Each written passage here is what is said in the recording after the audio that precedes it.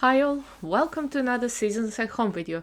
In this video, I'm going to share the recipe for this beautiful cake. The cake is called anthill, or sometimes called molehill as well. But for this we need some good quality cocoa. I'm using a 20 centimeter, about 6 or 7 inch pan. I will also add some tiger nuts as a replacement for a bit of sugar and nuts. Eggs, 5 of them, and a little bit of sugar as well, and of course flour. I will use my gluten-free flour for cakes, but you can use any type of flour. I mean, in this cake, due to the tiger nuts or nuts, you can substitute tiger nuts for normal nuts like hazelnuts. Go very nicely. Since you're using nuts, you don't have to use that much flour. The first on my agenda is to do my standard issue preparing of the cake mold or cake pan, and this is how I usually do it. So I put the circle on the bottom, and then around the sides I also put some baking paper. Then to my mixer bowl, I'm going to add 5 eggs.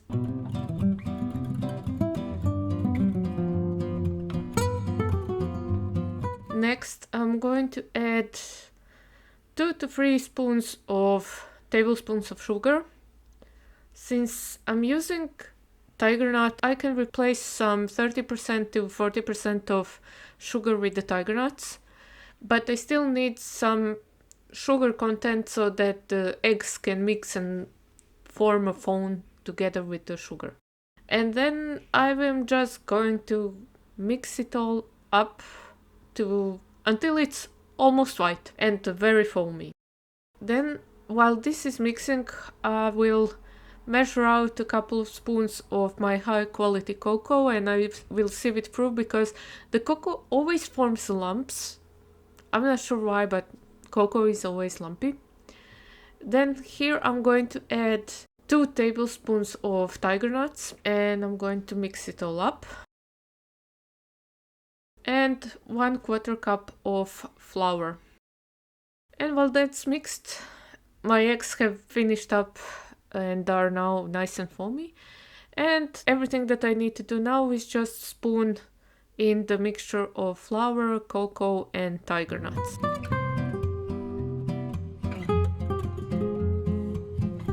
And then I just use spatula to mix all of the residue from the sides of the bowl so that there's no lumps of flour or of cocoa that are making issues with my cake. And when it's all nicely folded in, I'm going to put the batter into the cake mold.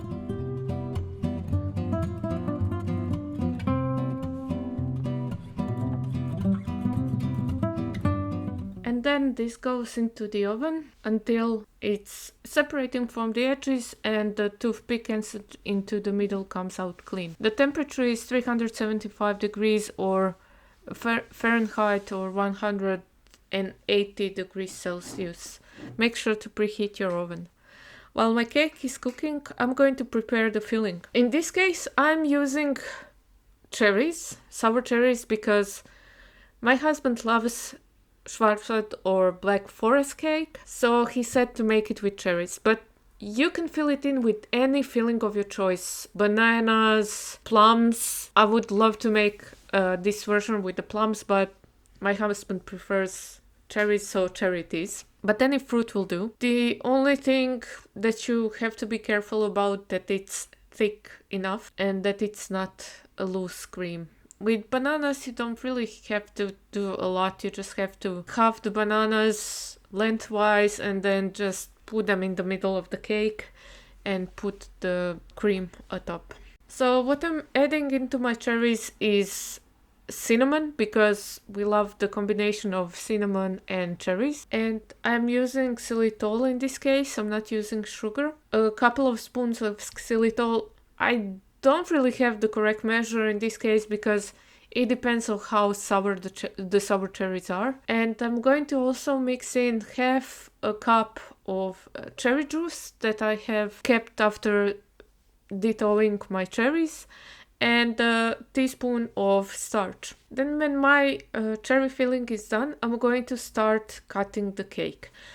Now this cake you don't cut into layers. You can create one extra layer for it, but I don't do that. What I do is I actually scoop out the middle of the cake. I leave about half an inch of the sides and half an inch on the bottom. A bit more on the bottom. If you want, the bottom can be 2 inches deep or 2 inches thick. I will scoop out and I will put into the bowl next to me. I'm using my spatula that has knife-like edge, and it's making good job of just taking out all of the sponge.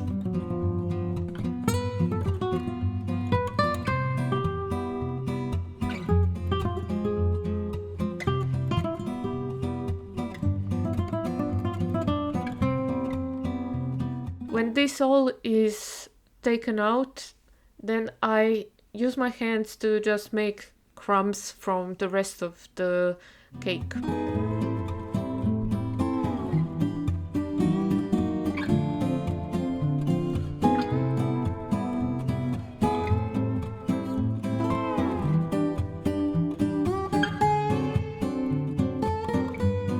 During this time, my cherry filling has been cooked. It has thickened up nicely. I tested it for sweetness, and if more sweetness is necessary, then I add more sugar or the xylitol. This is your choice. When the filling was done, I let it cool for just a couple of minutes. Also, the bottom of the cake isn't completely cool yet, it's just warm. And now that my filling has been cooled for literally maybe 2 minutes, as you can see, it's still steaming hot.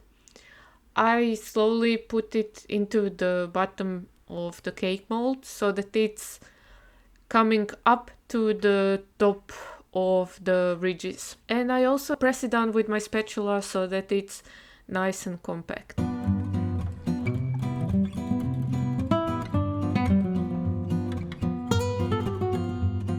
I leave the cake to cool completely, filling and everything, and then when it's cooled, I whip up the cream until the hard peaks were formed.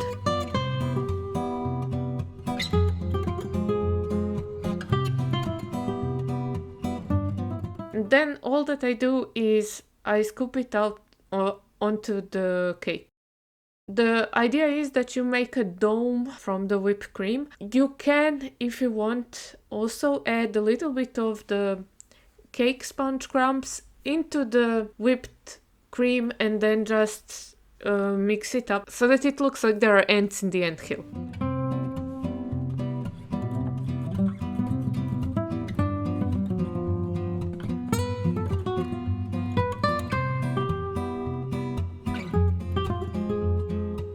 So for this I was using 2 bottles of whipping cream, and I used all of it on the cake. Everything that was whipped has ended in the cake. You can put the cake for a couple of minutes into the fridge so that the whipped cream is a bit more stable. I'm using also stable ice cream, so if you are using the cream that isn't stabilized, please make sure that you stabilize it. There are those little packages of whipped cream stabilizer that you can use, and another version is that you use the powdered sugar, because powdered sugar contains starch, which will then stabilize your cream. Putting the crumbs on the top is not a big problem, but putting on the side is the easiest method that I've found so far, is to use a little kitchen towel to press it against the sides and then just press the crumbs into the cake together with the kitchen towel. It's also better that you put a bit more crumbs than you think you need on the kitchen towel, and then you can really press the crumbs into the sides.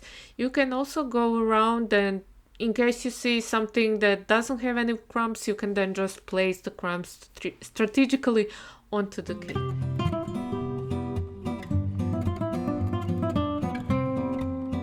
Make sure all of the sides are covered, and when the whipping cream gets covered into the crumbs, you can very easily press it a bit more with your hands.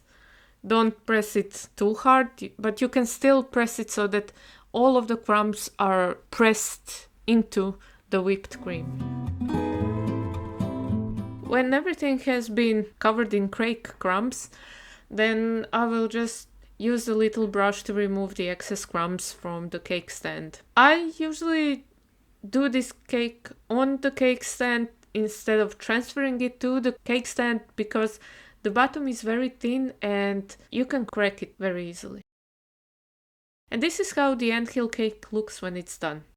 It's best if you keep it in the fridge for at least an hour, but of course we couldn't wait, because if you keep it for an hour then the whipped cream gets chilled and you will have a nicer cut. But since we couldn't wait, I cut the cake for us, and it's not cleanly cut slice of the cake, but I don't care.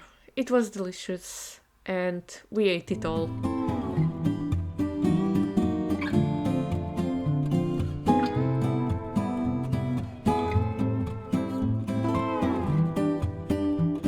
I hope that you give this recipe a try because it's really delicious. With any type of filling, use your favorite fruit to fill it in, and I think you won't be disappointed. And I'll see you soon with the next recipe. Take care, bye bye!